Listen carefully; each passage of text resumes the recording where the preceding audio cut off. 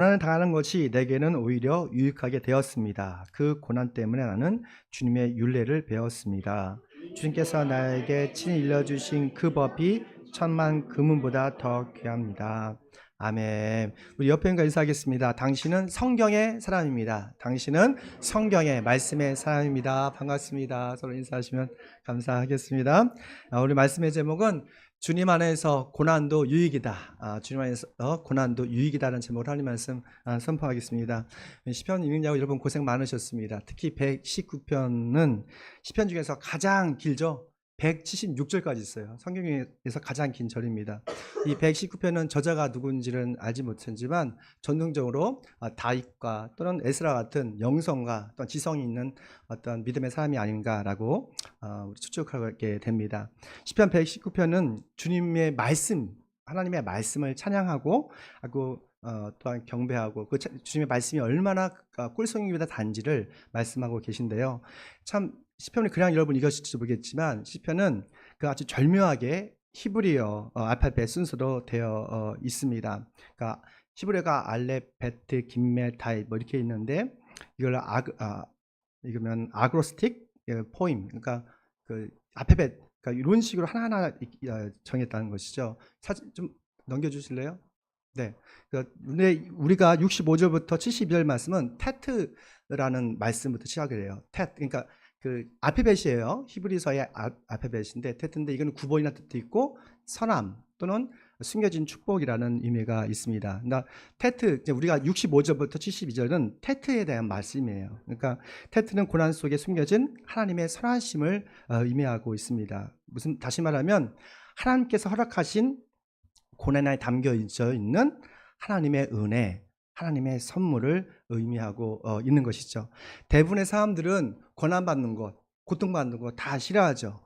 그래서 일반적으로 나름 우상도 만들어 보고 또 누가에게 빌어보기도 하고 산과 나무를 가서 산과 나무를 만들어서 자기 우상을 만들어 숭배하기도 합니다. 근데 기독교는 예수님께서 우리에게 말씀하시기를 십자가를 피하지 말고 십자가를 지고 나를 따르라 라고 말씀하셨어요.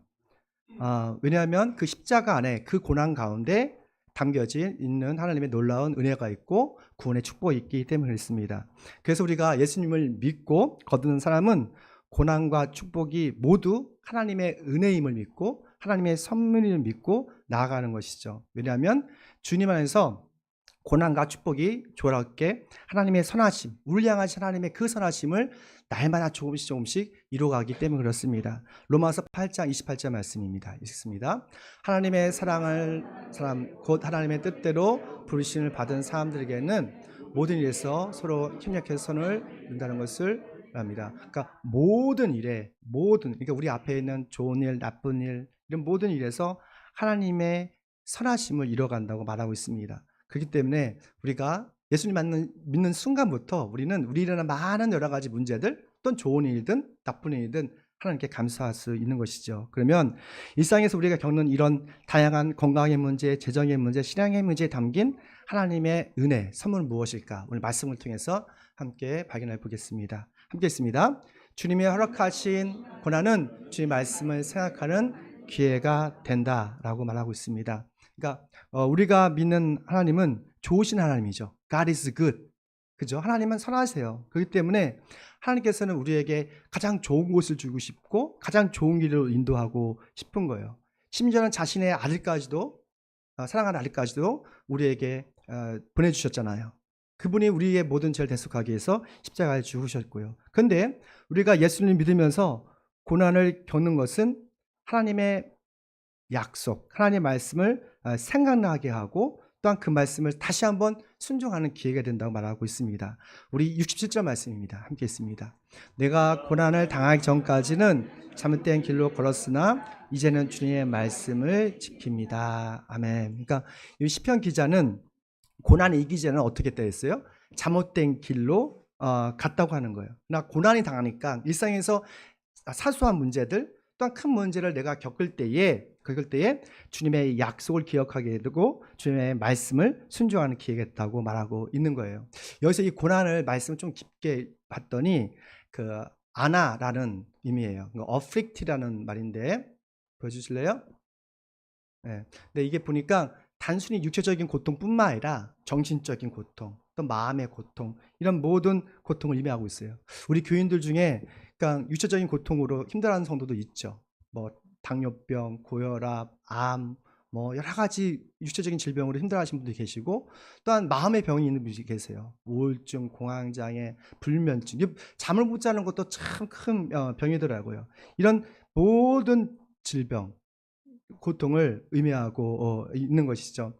요즘 순모임, 수요일에 순모임을 처음으로 했는데 다 50대 넘으니까 정말 그 주제가 뭐냐면 헌신의 보상에 대한 주제를 가지고 같이 은혜를 나눴어요. 다들 뭐 헌신의 보상에 대해서 정말 감동하는데 끝에서 하는 소리가 어깨가 아프고요.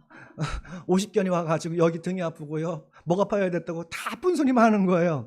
야, 나이 듦을 속일 수 없구나라는 생각을 했는데, 이건 모두가 이 고통이 있잖아요.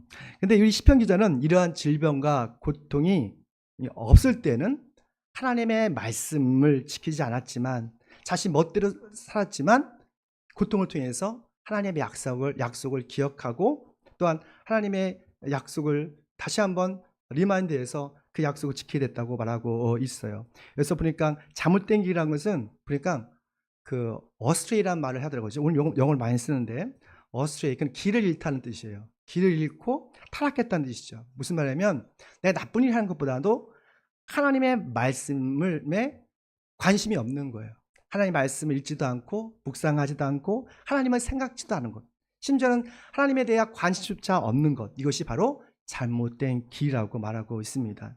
근데 주님이 고난이라는 영적 은혜를 주심을 통해서 나의 잘못된 이 생각들, 하나님의 약속을 잃어버렸던 것을 회개하고 주님께 돌아올 수 있다고 말하고 있습니다.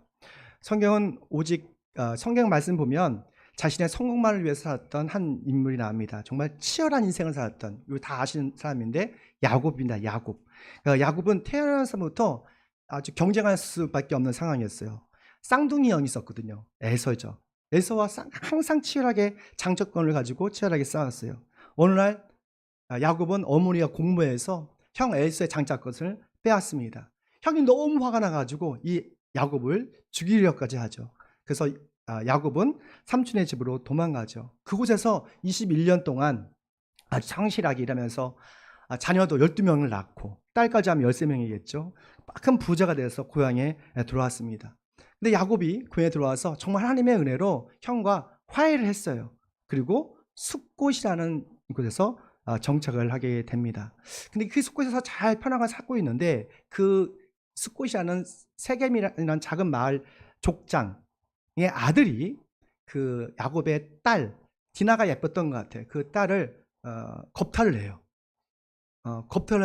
그 당시 겁탈을 해서 큰 마음의 상처를 받습니다. 그때에 야곱의 두 아들, 정말 혈기왕성한 두 아들이 있어요. 바로 시므온과 레이입니다. 이 시므온과 레이가 할례를 받아서 고통당하는 그 세겜의 남자들을 다 몰살시켜 버립니다. 그리고 거기는 많은 좋은 귀중품들을 가지고 나오죠. 약탈하죠. 이 야곱의 아들들이 이 약탈 사건 때문에 난리가 났어요. 그 주변에 있던 가나안 족속들이 하나가 돼가지고 야곱과 그의 가족을 몰살시키려고 합니다. 그때에 야곱이 하나님의 약속을 깨닫게 돼요. 그것이 바로 창세기 35장 1절 말씀입니다. 우리 함께 읽습니다. 하나님이 야곱에게 말씀하셨다. 어서 베델로 올라가 거기에서 살아라. 네가 내 형 에서에게 앞에서 피해 도망할 때에 너에게 나타난 그 하나님께 제단을 쌓아서 바쳐라. 그러니까 내가 너의 형 에서 앞에서 피해 도망칠 때에 너에게 나타난 그 하나님께 제단을 쌓아서 바쳐라 라고 말하고 있는 거예요. 그러니까 하나님은 22년 전에 야곱과 약속을 하셨어요. 야곱이 부모님을 떠나서 그 광야에서 아무것도 없을 때 돌베개를 자고, 베델이라는 곳에서 돌베개를 자고 처량하게 자고 있었습니다. 그때 하나님께서 나타나셨어요. 그러면서 내가 너와 함께 할 거야. 네가 어딜 가든지 너를 도와줄 것이고 지켜주실 거야. 나는 너의 하나님일 것이고 내가 너를 반드시 이 땅으로 돌아오게 할 거야 라는 약속을 했어요. 그 말씀을 큰 감동받았죠. 우리도 우리가 힘들고 어려울 때 주님께서 이런 음성을 주신다면 큰 힘이 될 거 아니에요. 오늘 이 시간 그 음성을 들으시길 축원합니다. 하나님의 음성을 들으십시오. 세상의 소리가 아니라 하나님의 위로하심, 하나님께서 여러분과 함께 하심을 소리를 들으시길 축원합니다. 그래서 야곱이 마음의 감동을 받아서 하나님께 약속을 합니다. 이것을 성경에서는 서원을 했다고 해요. 주님께서 나와 함께 하시고 날 지켜주시면 주님은 나의 하나님이 될 것이고 내가 11조를 드릴 것이고 이곳에 이 베델에다가 하나님의 집을 건축해 드릴게요. 성전을 지을게요. 라고 약속을 했어요. 근데 야곱이 그 약속을, 하나님과의 약속을 잃어버린 거예요. 그 짧은 한 마리 그 약속. 근데 하나님께서는 22년 동안 기다리고 계신 거예요. 그 약속을 지키나 안 지키나 계속 기다리셨던 거예요. 야곱은 사랑하는 딸의 강간을 당하고 지역 이민들의 위협을 받자 그 고통을 통해서 내가 한 가지 잊은 게 있구나. 하나님과의 약속을 기억하게 되었던 것이죠. 그리고 그 약속을, 하나님의 말씀을 기억하고 자신과 그 가족에 있던 모든 어떤 우상 숭배했던 그런 조각들이 많았어요. 신상을, 이방 신상, 귀걸이, 이 모든 것들을 상수리나무에 다 묶고 드디어 베델로 돌아가서 하나님께 예배를 드렸던 것이죠.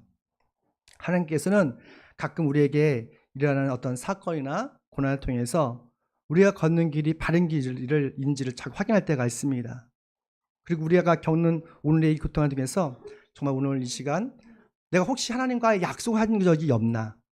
내가 큰 감동을 받고 은혜를 받고 내가 하나님 말씀에 더 순종해야지, 내가 날마다 주님과 동행해야지 라는 그런 헌신한 적이 없나 생각했으면 좋겠습니다. 만약에 그렇지 못했다면 오늘 이 시간 회개하시고 정말 다시 한번 주님과 교제하면서 더 깊이 주님을 만난다면 우리가 오늘 겪는 이런 고난은 고난이 아니라, 저주가 아니라 하나님의 선물이 될 걸 믿습니다. 두 번째입니다. 함께 있습니다. 주님이 허락하신 고난은 마음의 상처를 치유하는 기회가 됩니다. 우리가 예수님 믿고 일상에서 말씀대로 살아가다 보면 정말 억울한 일도 있고 손해보는 일도 많이 있습니다. 특별히 하나님의 일을 하다 보면 그 오해를 받는 경우도 있고 정말 마음의 상처를 받는 경우가 있어요. 그럼 상처를 받을 때에 우리는 한평생 그 말 때문에 평생 트라우마로 위기수침해서 살 때가 많습니다. 우리 69절 말씀입니다. 오만한 자들이 거짓으로 내 명예를 훼손하였지만 나는 온정성을 기울여서 주님의 법들을 지켰습니다. 아멘. 그러니까 우리 주변에는 착한 사람, 믿음의 사람도 있지만 오만한 사람, 교만한 사람들이 있어요. 그 사람들의 특징은 자신이 우상이에요. 자신이 신이에요. 그러니까 자신을 섬기지 않고 자신이 유익이 되지 않으면 주변에 있는 사람들에게 상처를 주고 아주 무시하고 거짓말로 마음에 아주 큰 트라우마를 남기는 것을 보게 돼요. 우리가 마음에 상처하고 불안할 때, 두려울 때 우리 믿음의 사람은 어떻게 해야 돼요? 위축되어 있어야 돼요? 아닙니다. 우리에게 분명한 솔루션을 제공하고 있어요. 그게 뭡니까? 기도예요. 하나님께 기도하는 거예요. 기도는 우리의 모든 마음의 상처를 치유하는 묘약입니다. 우리가 기도할 때에 하나님께서 우리의 모든 작은 시름까지 응답하시고 또 하늘에서 이 모든 시련과 고난을, 고통을 넉넉히 이길 수 있는 능력을 부어주시는 거예요. 그래서 우리가 하나님께 믿음으로 기도하면 하나님은 우리의 모든 기도를 응답하시고 반드시 우리를 대신해서 일하시는 것을 보게 돼요. 예수님도 있잖아요. 항상 기도하셨잖아요. 하나님의 아들이심에도 불구하고 그분은 기도가 필요하신 분이 아니세요. 항상 주님과 교통할 수 있으니까요. 그런데 예수님은 어려움이 있을 때, 고난이 앞에 있을 때 더 하나님께 기도하는 모습을 보게 돼요. 예수님께서 십자가에 달려 있었을 때 몇 시간 동안 달려 있으신지 아시죠? 대략 한 6시간 동안 십자가에 달려 계셨어요. 그 십자가 나무에서 정말 육신의 고통, 말할 수 없는 어떤 절망, 아픔을 겪으셨지만 더 고통스러운 것은 저 십자가 밑에서 자기를 조롱하는 로마 병사들의 비난이었어요. 그 말들이 더 예수님 말씀에 상처가 됐어요. 특별히 예수님 공생애 동안에 예수님의 많은 기적과 은혜를 받았던 사람들, 그때에도 불구하고 예수님을 조롱하고 당신 하나님의 아들이면 내려와 보십시오 라고 그런 말을 들었을 때 정말 배신감을 느끼셨던 것이죠. 이때 예수님께서는 이런 마음의 상처와 어떤 배신감을 느끼면서도 하나님 아버지께 이런 기도를 드렸어요. 누가복음 23장입니다. 함께 있습니다. 그때에 예수께서 말씀하셨다. 아버지, 저 사람들을 용서해 주십시오. 저 사람들은 자기네가 무슨 일을 하는지를 알지 못합니다. 이 그때가 바로 예수님께서 십자가 나음에서 달려서서 온갖 조롱의 말을 다 들었대요. 근데 그때에 예수님께서는 저들의 죄를 용서해달라고 기도해요. 여러분 이렇게 기도할 수 있어요? 저는 솔직히 이렇게 기도 못해요. 그러니까 예수님의 기도의 수준과 지금 현재의 저의 기도의 수준이 너무 갭이 커요. 우리가 신뢰했던 친구들이 우리를 배신하고 우리의 재산이나 건강을 잃게 했다면 그 배신감이 엄청나게 있을 거 아니에요. 이런 패닉적인 상황에서 어떻게 예수님처럼 저들의 죄를 고상하게 용서해 주세요? 아유, 할 수가 없어요. 전 구약 성경을 제가 찾아보면서 다른 기도 없나? 찾아봤어요. 다윗의 기도를 찾았어요. 다윗의 기도. 정말 인간적이고 아주 저에 맞는 기도였어요. 다윗의 기도가 정말 다윗이 친구한테 배신당해서 마음의 상처와 고통 가운데 쓴 기도가 있습니다. 하나님께 솔직하게 이런 기도를 해요. 시편 55편 15절 말씀. 아마 마음에 들 것 같아요. 함께 있습니다. 그들이 머무는 곳에 그곳에서는 언제나 악이 넘쳐 흐르니구나. 죽음아 그들을 덮쳐라. 산채로 그들을 음부로 데려와 가거라. 아멘. 하나님 그들 죽여주시옵소서. 날 힘들고 고통하는 자들 산채로 어디로? 음부로 쳐넣으세요. 이런 기도예요. 솔직하지 않습니까? 시원하지 않습니까? 이 기도를 하니까 가슴이 빵 뚫리더라고요.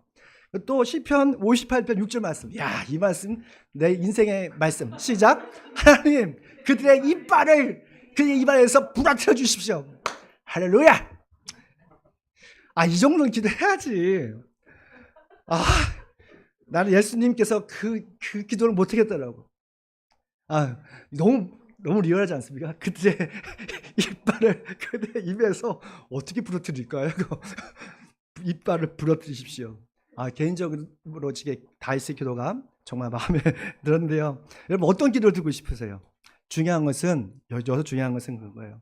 우리가 정말 힘들고 어려울 때, 또한 배신감, 마음의 상처 있을 때 뭐 하는 거예요? 기도하는 거예요. 우리 다윗처럼 기도해도 상관이 없습니다. 무릎 꿇고 아니면 여러분이 기도하실 때 정말 나 힘들게 한 사람 하나님 그럼 데려가시든지 음물 데려가시든지 일을 부러뜨리든지 기도하십시오. 기도 안 하는 것보다 나아요. 그런데 기도하다 보면 성령님께서 여러분 마음을 위로하세요. 그리고 치료하세요. 그리고 예수님의 기도로 성숙하게 하세요. 그래, 주님도 나를 용서했으니까 저 왼수 같은 사람도 용서해야지 라고 가는 거예요. 근데 중요한 거는요, 기도하셔야 되니까요. 중요한 건 정말 여러분이 힘들게 하는 사람들, 아까 다윗이 고백한 거예요. 그들 이빨을 하나님 부러뜨려 주십시오. 죽음의 사자가 그들 데려가십시오 라고 하나님을 의지하고 기도하셔야 하더라고요. 근데 많은 믿음의 사람들이 그런 기도조차 하지 않아요. 그냥 원망만 하는 거야. 왜 나에게 이런 일이 있냐. 원망하고 비난하고 마음고생하고 속마음 타들어가고 그래서 불면증 잠도 못 자고. 그게 아니라니까요. 중요한 것은 여러분 다윗처럼 솔직하게 기도하는 게 중요한 겁니다. 그러면 성령께서 여러분을 마음을 위로하시고 치료하시고 예수님의 기도로 성숙하게 하실 걸 믿습니다. 정말 그런 걸 통해서 우리의 마음의 고통과 상처 때문에 하나님께 더 기도할 수 있다면 그 고통은 하나님의 선물이 될 걸 믿습니다. 마지막입니다. 함께 있습니다. 허락하신 고난은 하나님의 소명을 배우는 기회가 된다. 아멘. 참 이게 시간이 지나고 세월 지날수록 제가 깨닫는 것은 저의 계획대로 되지 않는다는 거예요. 그러니까 하나님의 뜻과 하나님의 계획만 이루어지는 것이지 나의 뜻이 이루어지지 않더라고요. 우리 일상에서 겪는 이 어려움들, 이것이 유익한 것은 나의 계획이 아니라 하나님 뜻이 나를 통해서 이루어지기 때문에 그렇습니다. 우리 71절 말씀 볼게요. 고난을 당하는 것이 나에게는 오히려 유익하게 되었습니다.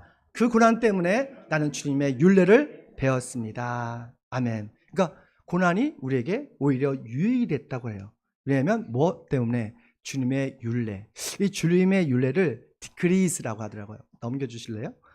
요새 말씀을 제가 여러분 오늘 성경 말씀 보면서 주님의 계명, 주님의 율례, 주님의 법 이게 단어가 보였을 거예요. 근데 이게 약간의 반복되는 것처럼 보이지만 약간씩 다릅니다. 그러면 주님의 율례라는 것은 어떤 디그리스니까 규정, 소명, 과업, 교리 이런 뜻이죠. 근데 여기서 보니까 이것은 우리에게 특별하게 주신 하나님의 소명, 뜻이라고 의미할 수가 있어요. 그래서 66절 말씀은 주님의 계명, 커맨드먼트거든요. 그러니까 이거는 그러니까 하나님께서 우리에게 반드시 순종해야 할 어떻게 보면 직접적인 명령이고 어떤 성결한 삶의 기준이 되는 것이죠. 또 68절 말씀 보면 주님의 율례, 이것은 바로 우리 믿음의 공동체에서 나를 향하신 하나님의 뜻, 소명, 사명으로 우리가 이해할 수가 있는 것입니다. 또 69절, 71절 보면 법이 나와요. 율법이죠. 주님의 율법. 이것은 모세의경을 말씀하시는데 하나님의 전체적인 뜻과 계획, 우리 인생의 방향을 말씀하고 있습니다. 이렇게 다양하게 주님의 말씀을 다양하게 말씀하신 것은 우리가 하나님 말씀 더 깊이 묵상하게 하는 것이죠.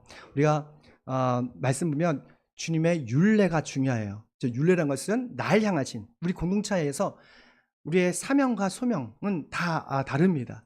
그 소명을 깨달을 때 우리의 인생을 더 가치 있고 의미 있게 살 수가 있는 거예요. 성경에 보면 야곱의 아들 요셉은 고난을 통해서 자신의 소명을 발견한 믿음의 사람이었어요. 우리 여러분 요셉의 스토리를 잘 아시죠? 요셉은 하나님과 또 부모님께 사랑을 듬뿍 받으며 자랐습니다. 하지만 그의 형들에게 시기를 당해서 노예로 팔려나갔죠. 또 노예로 팔려갔지만 하나님께서 함께 하셔서 여러분 아시는 것처럼 보디발 장군의 청지하게 돼서 날마다 승승장구했습니다. 그렇지만 하나님의 말씀을 순종하려기 때문에 그가 억울하게 감옥에 갔죠. 하지만 하나님께서 그를 다시 건져내서 이집트의 총리가 되게 하셨던 거예요. 놀랍죠. 이 모든 스토리를 우리는 잘 아는데 우리가 요셉을 총리가 된 이유가 바로의 꿈을 해석했잖아요. 꿈을 해석함을 통해서 7년 흉년 날 것을 알게 되었어요. 그리고 정말로 7년 풍년 동안 잘 준비해서 7년 흉년을 잘 극복했죠. 그걸 통해서 이스도 제국뿐만 아니라 그 주변에 있는 모든 사람들이 요셉 그 한 사람을 통해서 구원을 얻게 되었습니다. 그리고 이런 전체적인 그림이 바로 하나님께서 이 요셉을 향한 소명이었고 뜻이었어요. 근데 이 요셉이 나중에 이 모든 역경을 이기고 나서 그것을 깨닫습니다. 창세기 50장 27절 말씀이에요. 함께 읽습니다. 형님들은 나를 해치려고 하였지만 하나님은 오히려 그것을 선하게 바꾸셔서 오늘같이 수많은 사람들의 생명을 구하려고 하셨습니다. 봐요. 하나님께서는 오히려 그것을 선하게, 오늘 말하는 테트예요. 테트.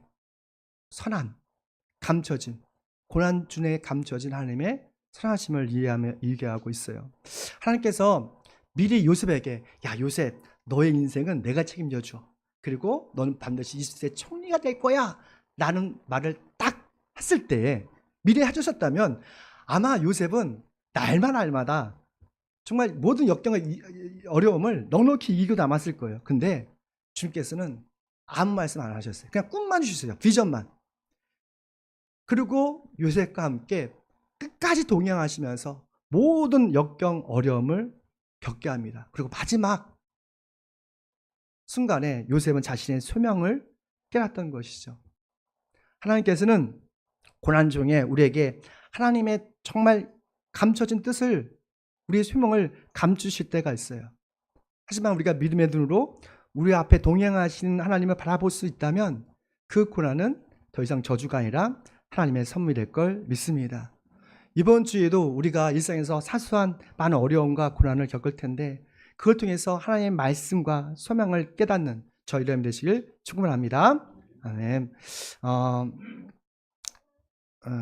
우리 히브리서 기자는 예수님도 인생의 고난을 당하심을 통해서 하나님의 말씀을 배웠다고 순종했다고 말하고 있어요. 주님에서 우리가 겪는 모든 시련이 하나님의 뜻이라고 말하고 있습니다. 하나님의 허락하신 이런 모든 고난 가운데 하나님의 영적인 유익을 찾는 저희 되시길 축원합니다. 우리 72절 말씀을 함께 볼게요. 있습니다.